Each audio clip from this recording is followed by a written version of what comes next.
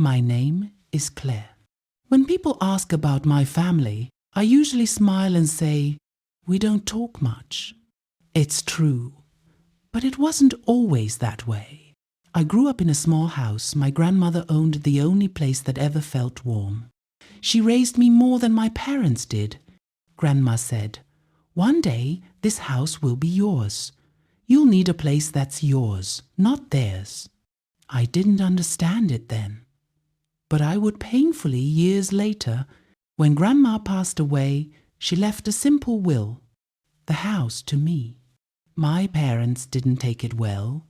My mother said it wasn't fair. My father said it was a mistake. They told me my sister Emily needed the help because she was getting married and I was still finding myself. I remember sitting in that lawyer's office as my father signed something behind my back. That was the day the house stopped being mine. And the day I stopped belonging anywhere, they sold the house within weeks. I was told to move out just until things settle. I packed 2 suitcases and left the only home I ever knew. My sister and her husband moved in. I saw pictures online, new curtains, new walls, new smiles. I wasn't invited. Mom said, "It's just family, Claire. Don't make it awkward." That sentence echoed in my head for years. I rented a small apartment, worked 3 jobs, and studied at night. Nobody called. Nobody asked if I was okay. On holidays, I got text messages like, "Hope you're doing great. We're celebrating with Emily today." I never replied. My silence became my armor. It was the only way not to drown in their noise. But deep down, I promised myself one thing, that someday they'd remember me not as the quiet one, but as the one who learned from their cruelty. I climbed slowly. New job, new city, new people who didn't see me as a disappointment. I saved every penny. I studied business law at night, and by the time I turned 30, I had built something my parents never expected: stability. Meanwhile, Emily's husband kept chasing big dreams that always ended small. Their perfect home started cracking under debts. Karma moves slowly, but it always moves. One night, after 8 years of silence, my phone rang. "Mom?" I stared at the screen for a long time before answering.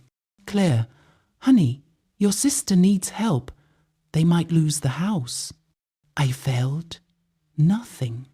"The same house Grandma left me?" I asked. Silence. Then she said softly, "You know, we only did what was best for you." I smiled in the dark. "I know," I said. "You taught me that." A week later, I visited for the first time in almost a decade. The house looked smaller. The garden Grandma loved was gone. Emily cried, saying they needed someone to buy it, or the bank would take it. I looked around, pretending to consider. Then I said quietly, "I'll buy it under my name." My father hesitated.